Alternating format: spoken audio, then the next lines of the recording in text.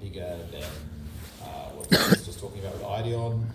I'm going to be talking mostly about the sort of greenfields to maybe wider brownfields exploration work that Fleet is doing, mostly with the passive sensors. Of course, with our acquisition of High Size last year, we are also interested in sort of smaller scale projects, which is not what I'm going to be talking about today.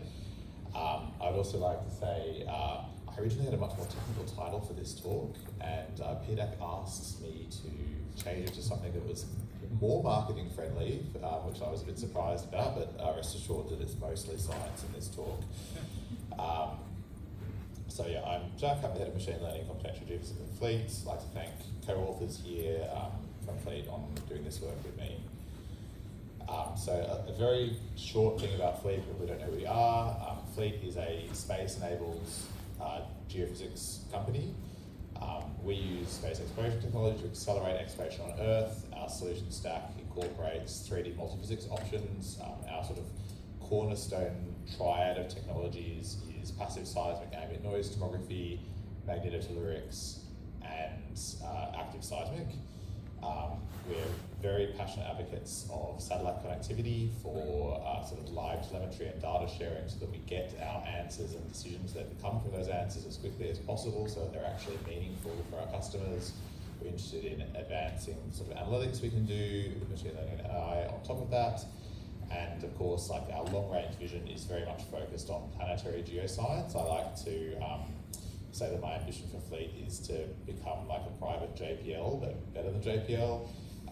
So we're interested in doing planetary missions. We have a mission going to the moon late this year or early next year. It's down to whenever Firefly can fly, and we'll have a sensor landing on the moon as a result of that.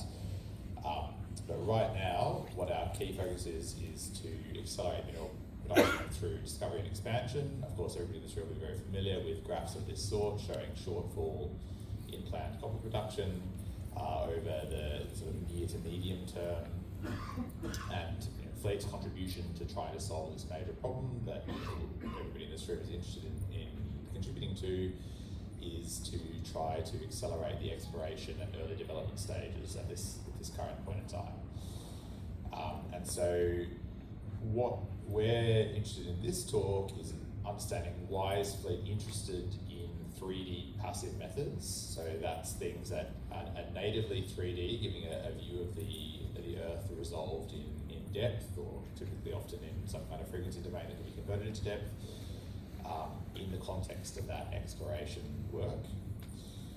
And that goes to say why we're interested in technologies like ambient noise tomography and the magnetotelluric method, and trying to make those really powerful and ergonomic for people to use.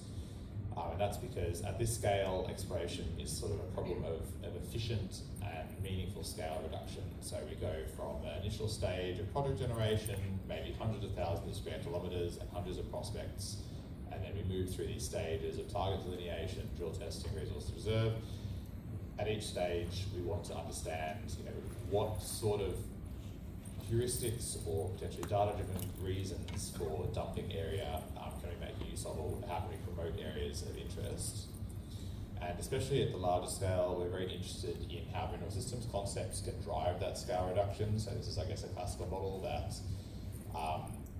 geologists use to reason about why certain areas are prospective. And in this mineral systems idea, you have to have obviously like a stack of contributing factors to enable you to have mineralization at the surface. So it's not just very near surface geology, it's a coincidence of factors ranging from potentially deep within the sort of crust mantle boundary, through the crust and up into the upper crust, and looking at local processes along there. Fundamentally, the reason why we're interested in these large-scale 3D passive methods is because they have an unrivaled ability to actually image the entirety of this system using a consistent and uniform set of tools, so that we can actually understand this efficiently. So I'm going to give some examples, in particular using ambient noise tomography. So ambient noise tomography is based on the correlation of passive seismic noise. If you integrate passive seismic noise between any two stations that are close to each other for a sufficiently long length of time, you get a seismogram that looks as if you had set off an explosion at one of the stations and the waves were propagated to the other station. So it's a very interesting and powerful technique that doesn't require active sources, and it is able to see things over quite long distances. So I'm going to illustrate it using that particular technique, but the same arguments are also true for the magnetic method. So with ambient noise tomography, what we have is essentially very close to near identical techniques in terms of acquisition, processing, ranging from continental scale. So this is a sort of famous sort of work on the right from Mark Hoggard at ANU currently, looking at how the lithospheric boundary underneath Australia, and in particular the lithospheric edge, is correlated with mineral deposits due to the significant basis formation there. On the left, looking at large-scale tomography of Australia again, revealed through passive seismic methods and the correlations thereof with mineral deposits across Australia. And we can use the exact same solution stack to go all the way down to the prospect scale. So in this case, we're looking at the Vulcan IOCG in South Australia, seeing the correlation between low velocity in the sort of sub-basin areas. You can see this low velocity zone underneath the sediment sequence, and the correlation of the sediment sequence with drilling that controls that upper area, correlated very well with the gravity signal on top to understand the sort of large-scale structure of this IOCG. Using ANT, we can image fluids from the upper mantle, so that's sort of the generation of prospectivity. In this case, you can see conceptually it's sort of dehydration from subduction through to the way that the bottom of the moho is impacted by geodynamics, through to an upper crustal mantle reservoir. So this is a great study through a cross-section through Japan, showing the impact of upper crustal magma reservoirs on the distribution of volcanoes in Japan. And I should point out that you can see the references, these are all academic studies, just to be clear. And then through to the Fleet's work, looking at intrusion and alteration in the upper crust. So consistent 3D imaging provides, I would say, the most coherent basis for targeting decisions, because you actually do get that multi-scale resolution across the entire mineral system, and so it can really help you to understand where to make those choices in terms of scale reduction. So for our playbook in detail at Fleet, what we're looking at is applying, I would say, appropriate scales of 3D multiphysics for the particular point in this scale reduction pathway that you're on. So at district scale, we're typically looking at reconnaissance, we're looking at to define the system in 3D, gross scale lithology and structures. And so for that sort of range, we'll be looking at deploying things in the scale of 2 to 5 kilometre station spacing across ANT and MT, and potentially looking at sort of slightly smaller resolution gravity information to complement that. As we move down to the prospect scale, we're looking at refining anomalies generated at district scale to understand that structural morphology further, and we see that we basically bring in the same sensors into a tighter spacing in order to do that. And then once again to the target scale, when we're testing for alteration structure and where to define drill targets in particular. Again, we're using the exact same set of techniques and simply a smaller spacing to understand that as well. At the district scale, we're really looking again at understanding in particular the upper 5 to 10 kilometres. So that 2 kilometre spacing of ANT will give us resolution of the upper 5 to 10 kilometres of the crust, and trying to understand at that scale what the sort of bulk density and conductivity information and shear velocity information has on structures. And then through to target scale, we're looking for potentially deep zones of conductivity and velocity features related to particular intrusive bodies or the angle of major shear zones. I'll give a couple of case studies of this that we've looked at recently. So ones that are cleared for publication that we can show.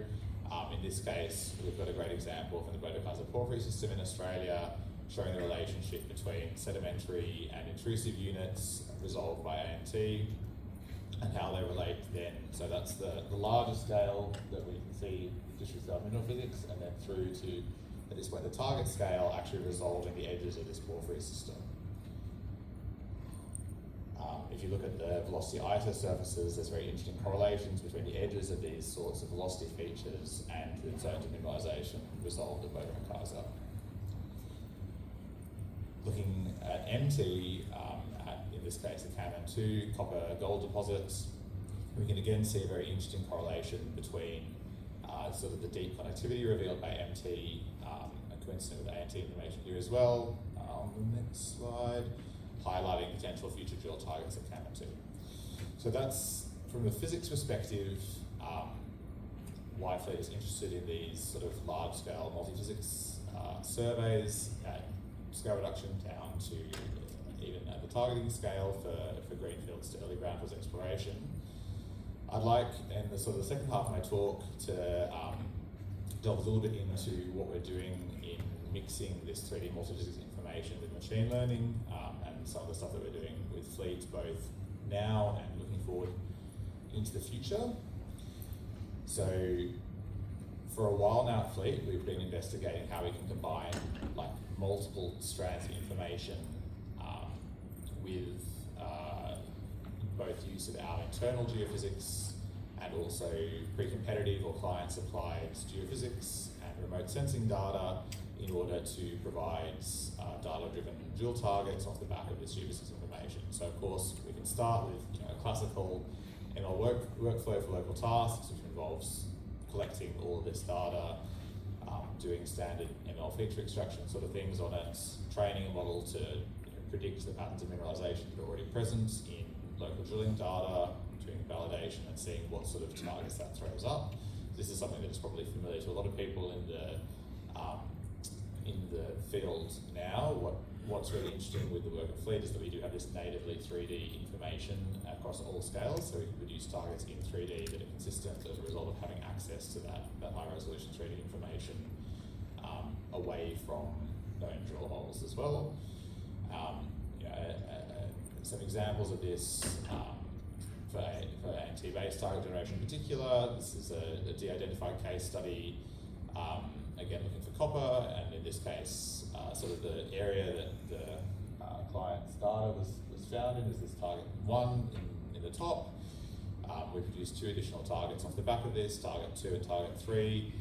Target 2 in this case was something that was already on the slate for some potential future drill target because it made sense geologically and geophysically, but the new target 3 that we identified was larger than target 2 and is associated with basically an ANT velocity gradient naturally. It made sense in the context of this particular deposit. If we investigate what the contribution of the different data sets were to this prediction, we see that it is in fact the ANT there that is providing the greatest impact into that prediction. Looking at something like Brownfields extension using ANT in a porphyry, we've conducted some retrospective tests to say if we were to basically remove half of the drilling in an information, so this sort of blue area is that the blue and grey dots are desurveyed drill holes for this particular target. In this experiment we removed the north half, so it's not really, I would say, a very near brownfield experiment. It's more like a medium range brownfields experiment in this case. We are looking like several, hundreds of meters away from known areas, trying to train on the southern half of this information extend to the north. We can see that we do an excellent job in basically predicting this held out area using a combination of ANT and remote sensing in order to understand the distribution of this porphyry. So that's sort of, relatively classical things, really enhanced by the use of appropriate geophysics. But what I'm really interested in as head of ML is like, what can we do to iterate on these classical workflows? Like, how can we make use of complementary 3D data, but using the classical amount, the classical information, there is, I would say, a limit to progress, especially where we have relatively little drilling to constrain local information. And what we want to be able to do is to be able to use all of our data, so not just the local client data, but all the data from a district across terrains in a meaningful way. So that brings me to, I think, something that's really exciting that we're working on, which is the next generation of GeoML models. I'd say things that we need from these upcoming models, we need to be able to learn from data worldwide rather than only the location of interest, and that's because geological data locally is limited. We need to use as much of it as possible. I know geologists like to say that we have a lot of data in solid Earth, but actually compared to something like remote sensing or just the internet, it's actually a relatively small amount of data, so we need to be able to make as use of it as we can. We need to use the data sets that are relevant to solid Earth science questions, so a solid theoretical basis as to why that data can actually tell us something about the subsurface.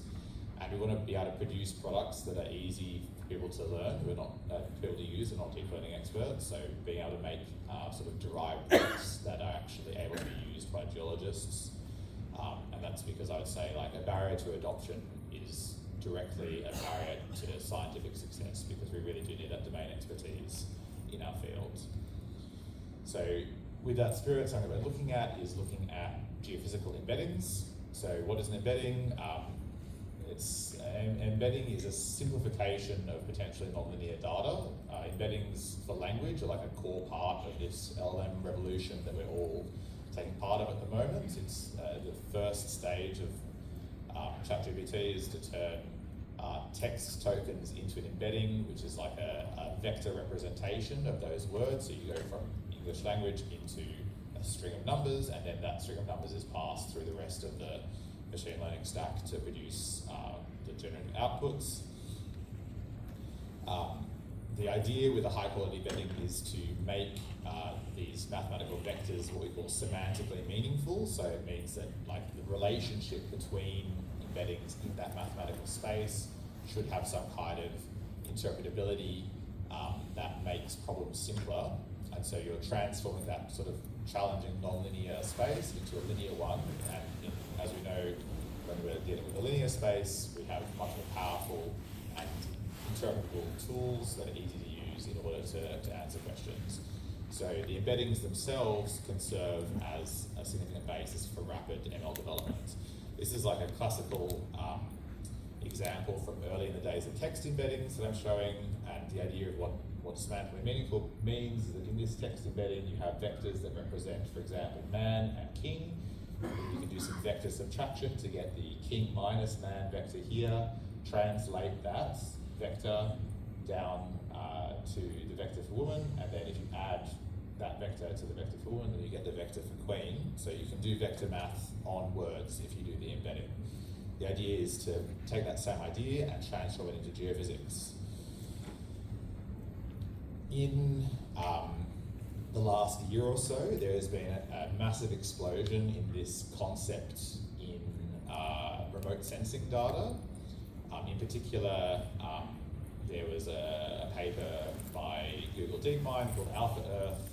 It was sort of midway through last year that was combining Sentinel-1 and 2 data, GRACE, gravity data, some text and a bunch of other things, looking at patches. This made a massive impact, so there were like another 10 papers, I think, that were probably being written that were then released in the space of a week afterwards as everybody scrambled to be part of the wave, including my favourite one, which is a sort of simpler model called Tessera, which is basically just Sentinel-1 and 2. People are actively using this in order to do things like crop monitoring over time. And the real advantage here is that the creation of the embeddings themselves is a really challenging large-scale machine learning problem that only a few technical teams are able to do. But once the embeddings are available as outputs, many people have used them to produce really insightful analyses off the back of that. So we're hoping to do the same thing with geophysics. The Tessera paper is a really interesting one to read, and in it they identified 88 different geospatial foundation models, so things that take into account disparate geophysical or geospatial data, sorry, I should say.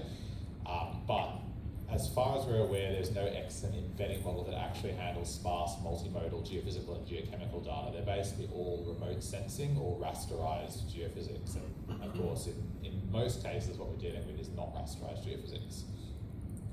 So what Fleet's trying to do is do something that can take into account the fact that most of the data we have is actually quite sparse, and to be able to look at real geophysics.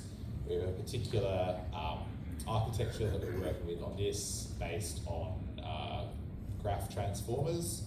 The idea here at very high level is that we're interested in looking at spatial attention, so saying that things that are nearby to each other should be more related. We're interested in pre-training on Mars node level data, and we can basically aggregate like local information into a representation of the entire patch in order to get a combined embedding for a variably radius sized understanding of geophysics in an area. Some of the things that we can do with this are, for example, doing unsupervised machine learning on large aggregations of geophysics, and just as a very small teaser, this is 2 visualizations of that applied across the Arabian Shield. This is taking into account the Cytogeological Survey's pre-competitive magnetics data and their Sentinel-2 and their wide-scale geochemical mapping project that they've also released publicly, and showing how we can use that to domain parts of the Arabian Shield into different geological areas directly from the data. I'll leave my key takeaways here. Thank you very much, and I'm happy to take any questions that you have.